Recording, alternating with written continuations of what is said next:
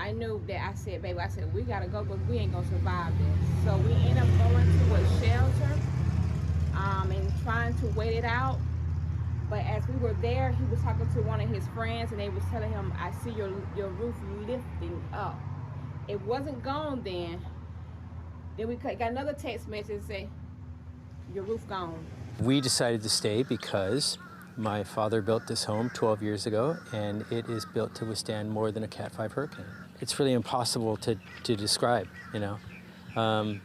I just kept saying it's unexplainable what it looks like, and it was. It just, witnessing that power was just, it was absurd.